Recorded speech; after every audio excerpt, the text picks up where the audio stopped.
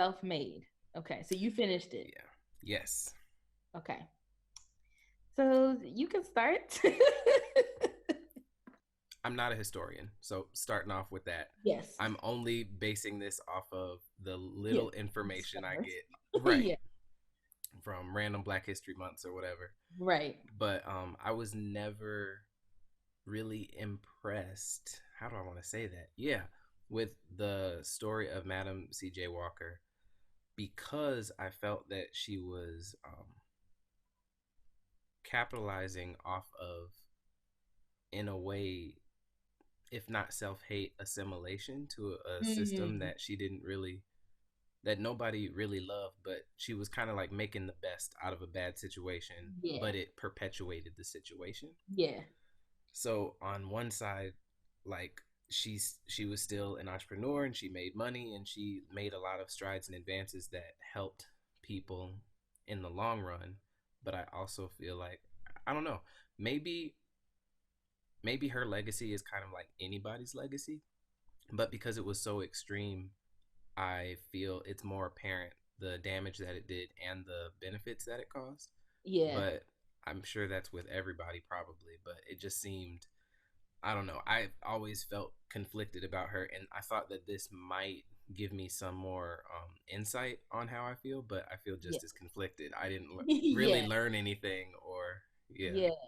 I mean, to be honest, my knowledge wasn't that robust either. I think, you know, I knew that her name was actually Sarah Breedlove, but I didn't. hmm, It wasn't a thing that I like would have been able to easily recall. right, Um, and you do kind of, like you said, like the Black History Month things. Like we get the quick snippets where it's like, right. yeah, so The she, Cliff's Notes, yeah, yeah, she created Relaxer. When it's like that's, I don't even think that's the truth. right, And we can't really be sure what hair grower, what that even yeah. is like in today's terms. But I think I was really disappointed in the portrayal of, The colorism, basically, you said what?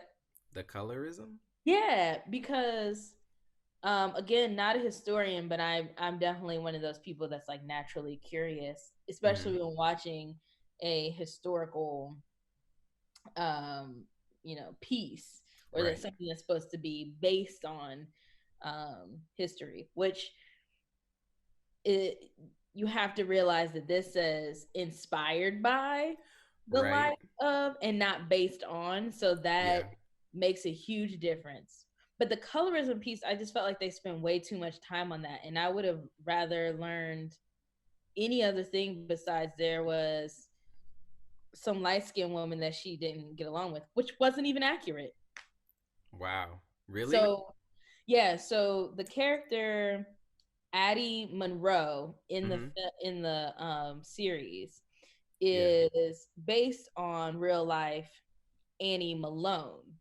Okay. And Why so even change the name? exactly, but because of how far they went, I think with the story is they didn't want any kind of lawsuit Blowback from the there. Yeah, family. so they could technically be like, well, no, this is a fictional character. I don't know. Um, Crazy. because she technically was a millionaire before Madam CJ Walker Okay. was. But yeah, so like that's even kind of weird. But basically what happens is I guess her riches weren't as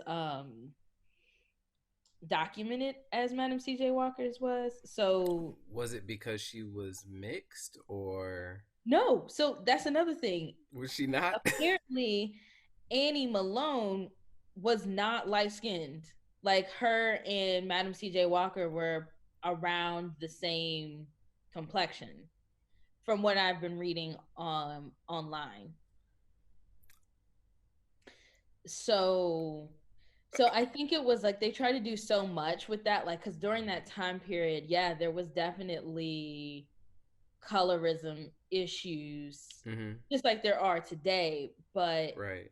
I don't think that that was a reason why they were rivals. Um, it's fucking business, right? Like you have somebody Yeah, that has a product that's similar to yours, like Coke and Pepsi, like they have a rival. They want, right. one, but it's not like anything vicious. It's just like you're a competitor. Hmm. But I felt like they spent way too much time on that for it to not even be Accurate or relevant, right? exactly. I thought the boxing scenes were really weird. Did you find that odd? I hated it immediately. Like as soon as that came on the screen, I was like, I understand what kind of filmmakers made this, and I'm not interested anymore. Exactly. I looked at Jasmine and I was like, I don't think I understand. Like, what the fuck is this boxing for? Like, I mean, you get it, but it's so like unnecessary. you get what they're trying to do, but Yeah. you don't get why they did it, right? Yeah, exactly. Yeah. Because it didn't need to happen. We understood that they were It's like they're fighting. yeah, Get like, it? we get it. Yeah. Um so like that was really interesting. Like some of the things that they chose um to put in there that were extra. So like the boxing scenes, the bicycle hallucinations that she had. I don't Remember, remember that. so CJ had drawn a picture of a it's supposed to be for one of her ads. Yeah, yeah, yeah. So she started having Yep. those hallucinations, which I thought were strange. Because then it, to me as a viewer who doesn't know anything about Madam CJ Walker, Mhm. would assume like, oh, she started to, her mind started to deteriorate. Like Right. that's how I would have understood that if I didn't know. So that's why I didn't understand why they did that. Yeah, or that she was just obsessed with this idea of like defeating the light-skinned Yeah. enemy. Yeah. Yeah. Yeah. Like the light skinned devil. And it's like, wait, I don't think that was it at all. Yeah. I think it's more or less like what you were saying earlier, where there was this level of assimilation that Mhm. happened and was happening. And she found a way through the idea of Annie Malone, Mhm. uh, it and capitalized. So Is that how do you feel morally about that capitalization? Because I don't know how do you feel about that? I think that's such a hard question because we're Mhm. we're looking at it from the lens of being in 2020 where we True. have Options, yeah, freedom. yeah, options and freedom to be mostly accepted regardless of our hair texture, mostly because, you know, Yeah. people are still dicks. But I,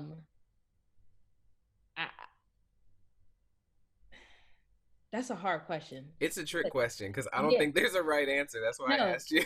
it's like no matter what you say. So if you say like, well, she was able to show us what an entrepreneur is Hmm. like, and how to overcome X, Y, and Z things, and her relentless nature, and that's great.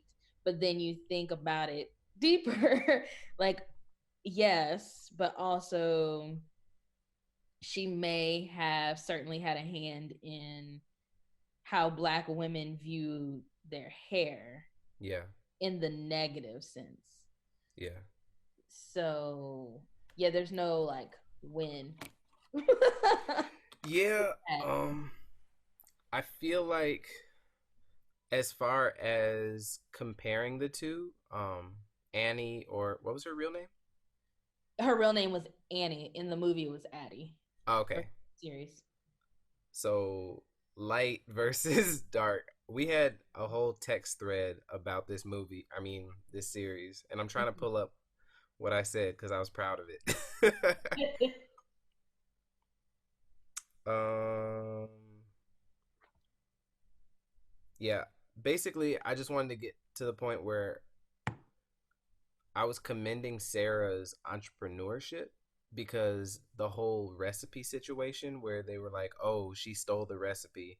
I'm Yeah. like, there are two versions of this. So either she steals the recipe and she doesn't make any changes, I feel like that shows that she's a better entrepreneur because they're selling the exact same product. If anything, Right. that just proves she's a better Just better businesswoman. business. Yeah. And two, if she stole the first batch or whatever and used that as a base and then she like tweaked and improved it, they said she changed the smell of it so it wasn't stinking or whatever. But like who knows how much of this is accurate. But Exactly. I feel like they use that to kind of be like, well, she didn't use her exact recipe the whole time. But Yeah. either way, there's no doubt that Sarah was a better businesswoman. Like, Yeah. no matter how you um, spin it. But I just wish that. Imagine if it was this like light and dark comparison or whatever, and they were able to work together. Like, imagine what that kind of model would have been like Right. for entrepreneurs following them. Right. I know this is like fake and made up, but like all movies are fake and made up. And so I kind of take Tarantino's philosophy if you're going to be making a revisionist history like film or The whatever, like fucking go whole all the way, Yeah. right? Like give Yeah. people fantasy. Yeah. And I think that's the thing as a Black woman that I'm sort of, and I've heard a lot of Black women say this, that they're sort of just tired of is Mm-hmm. pitting us against each other. Like, we don't need to see that all the time. Right, Like, this could have easily been a story of a badass Black woman, because that's exactly what Madam CJ Walker was. right. And instead we saw this, Infighting and yeah, infighting, and for lack of better terms, this really sad, weak, vulnerable woman mm-hmm. who almost the story almost made it seem like she just happened upon the things, like, oh Right. well, she got the formula and she sold it by telling a sad story, Mm-hmm. and her husband was terrible, and like it was all about the horrible, terrible things and nothing Right. about like her grit and her, Mm-hmm. that kind of stuff. And I think I'm personally tired of seeing struggle Yeah. films and series about Black people. Like, we get Same. it. We struggled, Right. but now we don't, like, we're making fucking films and series about ourselves. So Mm-hmm. clearly there's less of a struggle than the stories that we're telling. So we don't have Right. to, you know? And I think some of that I haven't like completely um figured out all the details of this theory or whatever, but I think that some of that is tied into Western culture being so um such a meritocracy. Like you have to earn, you have to carry Mm-hmm. by your own bootstraps, you have to work Yeah. for or whatever. Like um I don't know, like that idea probably is really tied into capitalism because you work for money. Yeah, no, that's true. I never thought about that, but that probably does have something to do with that whole, Where somebody like gets their value through yeah, their struggle. Like yeah, if I don't see you struggle, I think that things may become easy to you, yeah, or I think that you don't deserve whatever good things. right. But yeah, so that was kind of like, huh. And then of course, being the nerd I am, I kept reading and reading. Mm-hmm. And so Alila Bundles is, Her last name is Bundles yeah. in this Yep. hair story. Okay, Yep. yep, So gotcha. Alila Bundles is Madam C.J. Walker's great great granddaughter, and so she wrote the book. I'm I know. sorry, I can't get over. Her name is Bundles. That's great. It's That's great. perfect, really, and I didn't even put that together until right now. Like, I'm sorry. it's perfect. But so Yeah. she was the one that wrote the book that Self Made is based off of, Oh, okay. which is interesting. And so as I was reading, I was like, why did she allow this shit in there? And so basically she didn't. She wrote the story. The writers took it, and she was able to give her feedback, and then of course they just did whatever they wanted to do. Wow. And so the part about Tiffany Haddish, which we'll get back to that. Yeah. Tiffany Yeah. Haddish as um Madam CJ Walker's daughter, Lila, it was really, there was a lot of emphasis on her being queer, Right. but there's no actual evidence that she was queer besides like she had gay friends.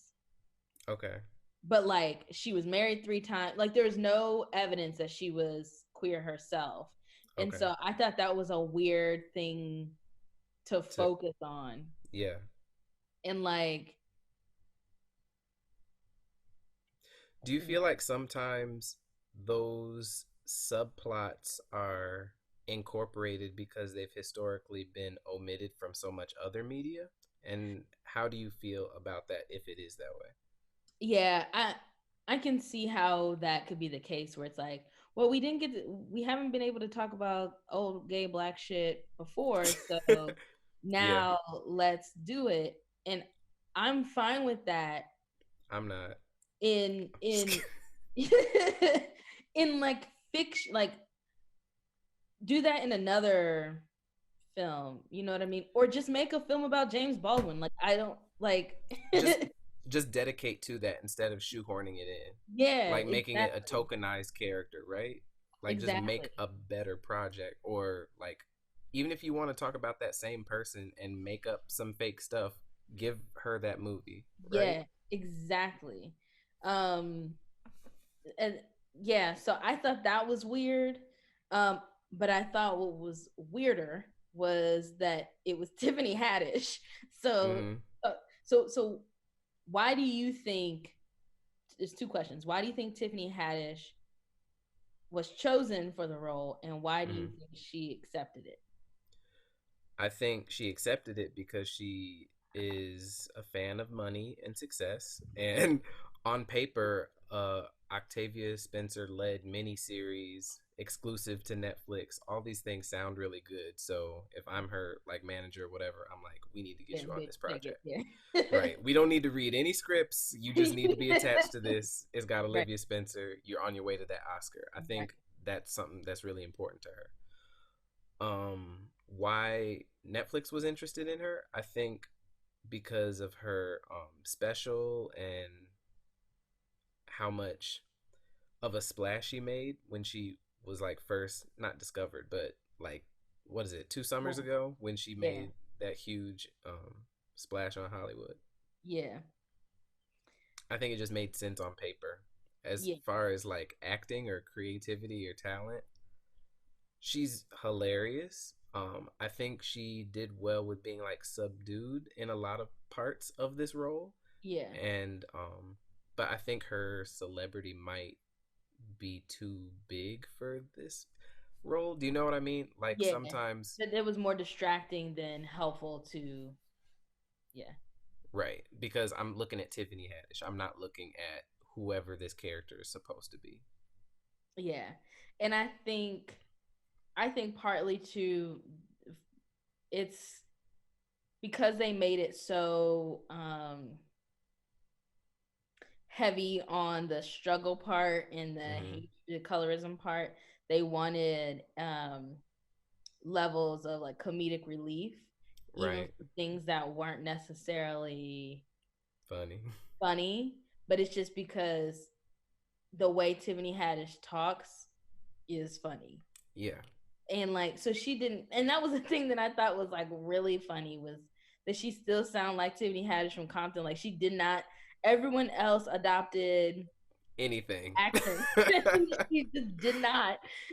And I was like, okay, all right. Yeah. So it's Tiffany Haddish. I feel like maybe she tried. I don't know, but can you Oh imagine her with an accent? no. Yeah.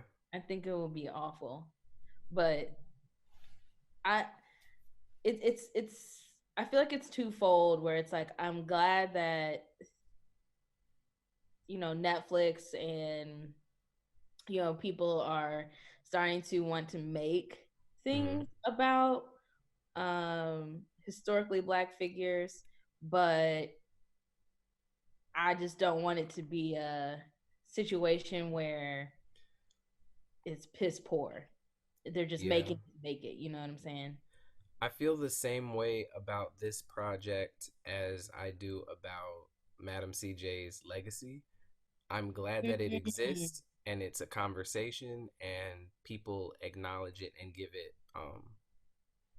I don't know, dignity seems like a big word, but they acknowledge it, right? Yeah, And so I'm glad for all those things, but still it's not a representation of what my black experience or my values are necessarily. So I'm still waiting on the thing that makes me connect with right. it. Yeah, I would say that's the same for me. Yeah. And I would love to see something that's not inspired by but based on. Right. But Because there's enough like real life stuff that happened that's wild. Like yeah, literally the government was assassinating us for a good decade. yeah, Like on documented. I'm not talking yeah, about other yeah, stuff, but the 60s were wild. Like they were. as soon as I get some feature film money, like that's what Yeah, I'm making. yeah, the 60s were a wild time, like a really, really wild time. But it was like full, like I would say not only wild, but full. Like Hmm. just so much happened. And that Every was, year, yeah. yeah, like everything every year. So I actually watched the documentary Who Killed Malcolm X. Have Okay. you have you seen that? No. That's on Netflix. That's a good one to watch. It's interesting because you I'm find just out, like the government. Like what else? well, yes, Right. but by way of okay, let me say this because this is a recording.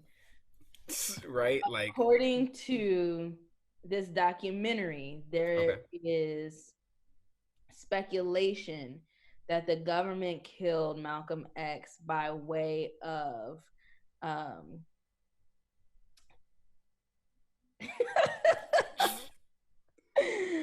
the honorable prophet Elijah and Oh his yeah, yeah. people. Okay. Um allegedly. Allegedly. Okay. Yeah. I I, mean, you know. I don't know. But all the details and the shit that this man finds out, I'm like, whoa. Hmm. Like, wow. Stuff always comes to light a good 40, 50 years after Yeah, anybody can do anything about it. So, right. Like after everyone's already, most of the people are dead or or in nursing homes, like yeah, what are they gonna do? Yeah. yeah. Um, but yeah, so that's I think that's been the last thing. I don't know if this is a suggestion. Okay, so I have two suggestions for things for you and our listeners, our viewers out there. By the time this comes out, if it ever does, probably Right? everyone's already seen Tiger King. Oh my God. Have you started that? No, but my grandma was telling me about it. She was like, I like tigers, so wait, is it still recording? Okay, yeah. Yeah. She was like, I like tigers, so I was starting to watch it and Oh this no. crazy country man. And I'm like, I don't think it's about the tigers at all, grandma. Yeah, yeah, like grandma, you probably want to shut that off pretty soon Right. because it's it's insane and it's everything that you look for in a Netflix documentary. That's Really? not about learning. You know what I mean? Right. Um, and the other thing that Jasmine and I started watching was Black Lightning. Yeah, yeah, yeah. We, I'm not a huge superhero person, but we Hmm. saw he was a black superhero because, like, I watched Right. Luke Cage and That'll uh, probably, yeah, kind of, yeah. Anyway, that's a different episode. yeah, yeah, that should be an episode. But yeah, so we started watching Black Lightning. So if anybody hasn't seen that, it's entertaining. I feel like it's an incredible melodrama. Melodramas have to be extreme, Yes. so it definitely follows that genre, but it doesn't have the production value of a Marvel movie. So don't go into it expecting that. Oh yeah, exactly, But exactly. it puts me in the mind of, again, I haven't seen all the episodes, but the ones that I do see, most of them like have a some sort of moral message and Yeah. allegories and stuff like that. And I appreciate those. It kind of puts me in the mind of Breaking Bad as far as like strong writing with really low production value, where you're Yes. like, this is interesting because the actors are doing a good job and the script is good, not Yeah. because of anything else. Yes. Like people, like everyone tried. Everyone Right. is doing their best and it shows, except for they just didn't have the budget. Yeah. Which that's an episode Yeah. that we could dedicate that to. We could. So We should probably go through that list and just kind of make narrow down what yeah, episodes we want to do. yeah, for sure. For sure. I can start another Google Doc. Any projects that you're working on or have in the works that you want to be published to the world? You want them praying about you, thinking about you, sending good Well, vibes your way? yeah. You know, the world can send me good vibes. I've been trying to get back in the headspace of writing. Okay. Um I actually started to finish one of my feature films and I got um I'm on page like 50 or so. Nice. Yeah, so it's just like now that we're quarantined, I guess I don't have As much of much an of an excuse. excuse. Um, so yeah, so just more good vibes about me being able to finish that. Cool. What do you have upcoming? So I have been super into podcasts lately, like listening to way more than I used to. Mm-hmm.